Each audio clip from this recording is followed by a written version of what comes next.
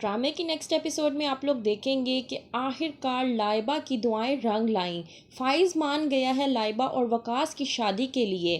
کہتا ہے فائز اپنی ماں کہکشاں سے کہ لائبہ اور وقاص ایک دوسرے سے شادی کرنا چاہتے ہیں اور میں ان دونوں کے فیصلے سے رضامند ہوں، کیونکہ میں نہیں چاہتا کہ اب میری بہن کسی بھی قسم کی کوئی بھی تکلیف دیکھے۔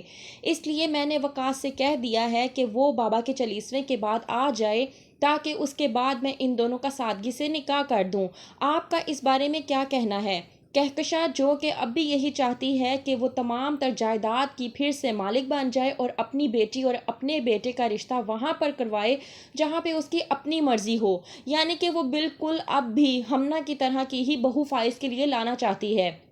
آخر کار لائبہ فائز کو سچائی کیوں نہیں بتا دیتی جبکہ اس کی اپنی زندگی میں خوشیاں بڑھنے والی ہیں؟ کہتی ہے لائبہ کہ میں اپنی زندگی میں اب کسی بھی دولت کو ترجیح نہیں دینا چاہتی، میں اپنی زندگی میں سکون چاہتی ہوں اور سکون کی زندگی چاہتی ہوں جو کہ مجھے صرف اور صرف وقاص کے ذریعے ہی مل سکتی ہے۔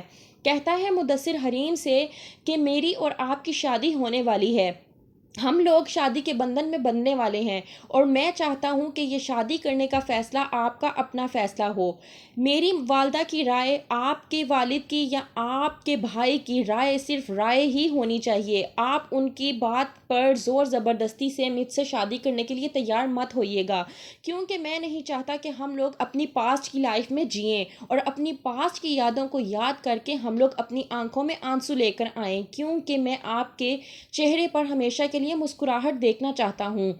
حریم جو کہ پوری طرح سے تیار ہو چکی ہے مدثر کے ساتھ شادی کے لیے، وہ اپنے والد سے کہتی ہے کہ میں آپ کی بات ماننے کو تیار ہوں، میں کورٹ جاؤں گی خلا کے لیے، خلا دائر کروں گی اور جب میرا خلا ہو جائے گا تو آپ مدثر کی والدہ کو بلا لیجئے گا ہماری شادی کی ڈیٹ فکس کرنے کے لیے۔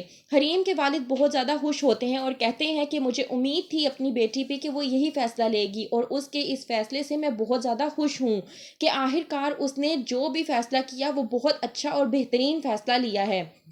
کہتا ہے روفی فون کر کے فائز کو کہ وہ اس کی بہن کو آزاد کر دے، لیکن فائز کہتا ہے کہ جب تک حریم اپنے گناہوں کا اقرار نہیں کرے گی وہ اسے کبھی بھی آزاد نہیں کرے گا۔ کہتا ہے روفی کہ تم اس طرح باز نہیں آؤ گے تو بہترین حال یہی ہے ہمارے پاس کہ ہم لوگ کورٹ چلے جائیں۔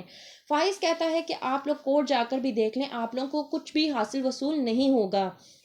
دوسری طرف کہتی ہے لائبہ اپنے بھائی فائز سے کہ آپ امی کو کسی طرح سے منائیں، کیونکہ میں نہیں چاہتی کہ میں امی کو کسی بھی قسم کی کوئی بھی پریشانی دوں۔ فائز چاہتا ہے اور اپنی ماں کہکشاں کو سمجھانے کی کوشش کرتا ہے اور کہتا ہے کہ میں لائبہ اور وقاص کا نکاح کروانے کے لیے تیار ہوں، اور ویسے بھی کیا آپ نہیں جانتی کہ ہمارے والد کس حالت میں اس دنیا سے فانی ہو گئے؟ انہوں نے کیا کچھ حاصل نہیں کیا، انہوں نے اپنی زندگی میں تمام تر آسائشیں حاصل کی لیکن جب وہ وفات پائے تو ان کے ہاتھ میں کچھ بھی نہیں تھا، بلکہ وہ بوجھ لے کر دل سے یہاں سے گئے ہیں۔ اب آپ کیا چاہتی ہیں کہ ہم لوگ بھی اسی طرح کی موت مریں؟ ویسے بھی ہم لوگوں نے اپنی زندگی کا راستہ چن لیا ہے اور ہم لوگوں نے یہی راستہ چنا ہے کہ ہم لوگ اپنی زندگی سکون سے گزاریں گے۔ تو کیا ہوگا آگے؟ دیکھتے رہیے ڈرامہ سیریل خمار۔